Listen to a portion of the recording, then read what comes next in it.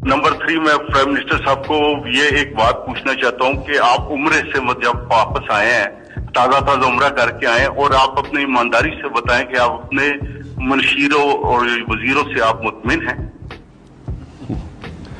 देखें, ये ऐसे है कि 11 खिलाड़ी है मेरी टीम में। हर कोई तो सुपरस्टार नहीं होता। कोई अच्छा करता है, कोई बुरा करता है। जो बहुत ही बुरा करता है उसको टीम से निकाल के दूसरे को ले आते हैं। जो अच्छा करते स्टार्स होते हैं तो वो तो सबके सामने आ जाते हैं।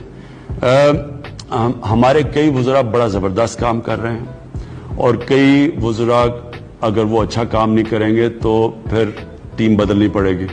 ये आप इसका जवाब दें। हमारे कई वुज़रा बड़ा जबरदस्त काम कर रहे हैं, और कई वुज़रा अगर वो अच्छा काम नहीं करेंगे तो फिर टीम बदलनी पड़ेगी। ये आप इसका जवाब